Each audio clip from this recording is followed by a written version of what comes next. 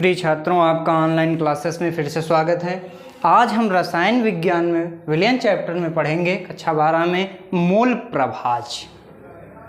मोल प्रभाज क्या होता है? जैसे आपने मोल पढ़ा था N बराबर W/M, यानी मोलों की संख्या N बराबर होता है पदार्थ का भार बटे पदार्थ का अणुभार। उसी प्रकार आज है मोल प्रभाज।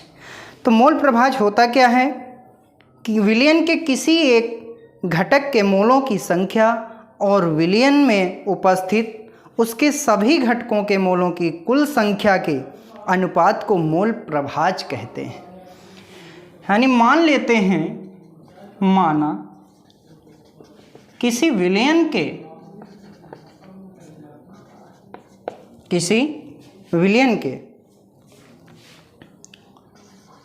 विलय व विलायक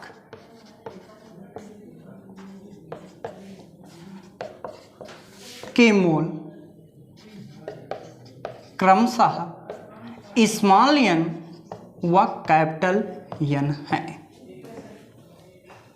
मान लेते हैं किसी विलयन के विलय और विलायक के मोल क्रमशः स्मॉल n और कैपिटल N। तो विलय का मोल प्रभाज सबसे पहले निकालेंगे। विलय का मोल प्रभाज, विलय का मोल प्रभाज जब निकालेंगे आप लोग, तो परिभाषा के आधार पर विलयन के किसी घटक के मोलों की संख्या और उस विलयन में उपस्थित उसके सभी घटकों के मोलों की संख्या कुल संख्या के अनुपात को मोल प्रभाज कहते हैं। तो यहाँ मैंने विलय के लिए मोल क्या माने? n, कुल घटक यानी स्मॉल n और विलायक का कैपिटल N। तो विलय का मोल प्रभाज क्या हुआ? Small n/n plus n।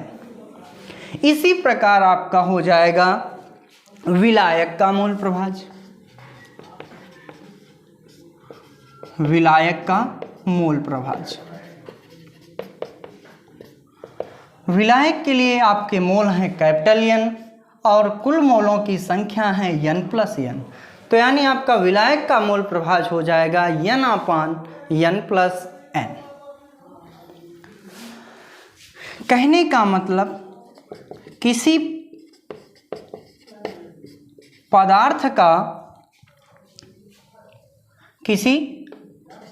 पदार्थ के मोलों की संख्या, किसी पदार्थ के मोलों की संख्या, तो आपको पता है मोलों की संख्या को n से लिखा जाता है, यानी पदार्थ का भार बटे पदार्थ का अणुभार क्या होता है? n बराबर W/M। अब इसके बाद आ जाता है, जैसे विलय का मोल प्रभाज है आपका मोलों की संख्या में, विलय का मोल प्रभाज तो आपका था n/n प्लस n।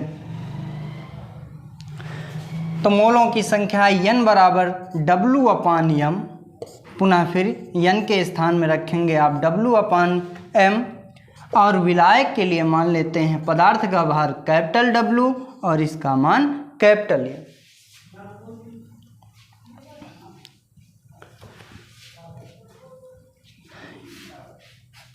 इसके बाद अगर आपका होता है विलायक का मोल प्रभाज, विलायक का मोल प्रभाज, तो विलायक का मोल प्रभाज था कैपिटल N/n प्लस n। तो कैपिटल N के स्थान में कैपिटल W/कैपिटल M, W/M प्लस कैपिटल W/कैपिटल M,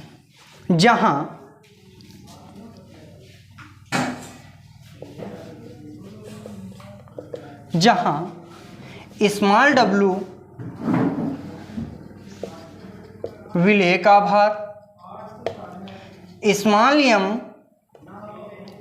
विलय का अणुभार,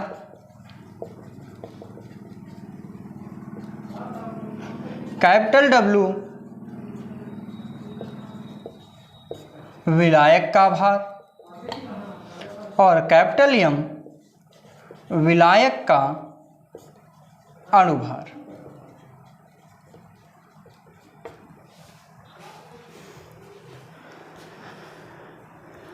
आगे इसी पे आती है बात कि किसी विलयन में उपस्थित विभिन्न पदार्थों के मोल प्रभाजों का कुल योग सदैव एक होता है। किसी विलयन में उपस्थित विभिन्न पदार्थों के मोल प्रभाजों का कुल योग एक होता है। अब इसी पर आधारित मोल प्रभाज के बाद अब आपका आ जाता है नेक्स्ट राउल्ट का नियम। बहुत ही महत्वपूर्ण है आपका राउल्ट का नियम।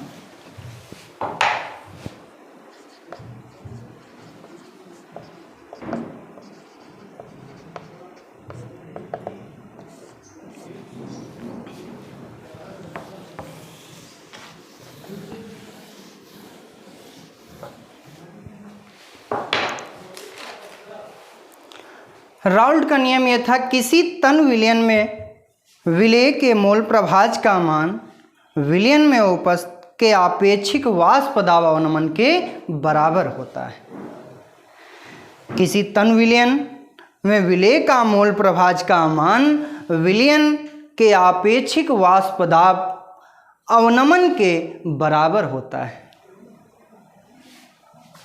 मान लेते हैं, माना किसी विलयन, कोई एक विलयन है आपका, किसी विलयन में विलेय और विलायक, विलयन में विलेय व विलायक के मोल प्रभाज क्रमशः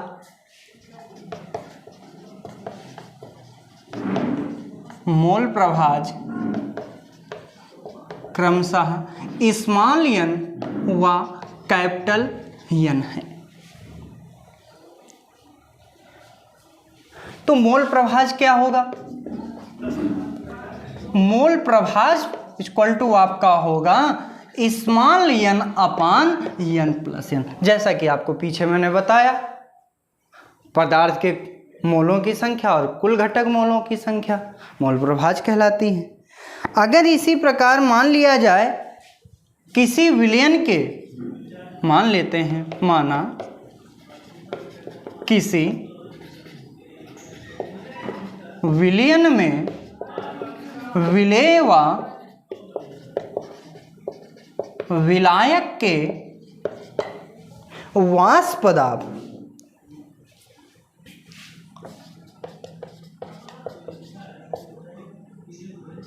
P0 व PS है, तब आपका मोल प्रभाज क्या होगा? यहाँ वाष्प दाब अवनमन की बात थी, तो वाष्प दाब अवनमन P0 व PS है। तो यहीं से आ जाएगा P0 minus PS upon P0, P0 minus PS upon P0 के। ये आप इक्वेशन फर्स्ट कर लें और इसे इक्वेशन सेकेंड कर लें। अब नियम के अनुसार लिख देंगे, राउल्ट के नियमानुसार, नियम आपको मैंने पहले ही बताया, किसी तन विलयन में विलेय के मोल प्रभाज का मान विलयन के आपेक्षिक वाष्प दाब के अवनमन के मान के बराबर होता है। तो राउल्ट के नियम से समीकरण 1 व 2 से, समीकरण 1 व 2 से, तो P0 minus PS upon P0 equal to N upon N plus N,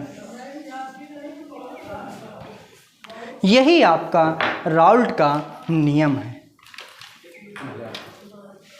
अब इसके राउल्ट के नियम की कुछ सीमाएं हैं। तो सीमाएं जैसे आपका है कि यह केवल तन विलयन के लिए लागू होता है, यह नियम केवल वैद्युत अपघट्य पर लागू नहीं होता है, यह नियम केवल आवासपशील पदार्थों के विलयनों पर लागू होता है। नेक्स्ट टॉपिक अब आपको हम बताएंगे हेनरी का नियम। धन्यवाद।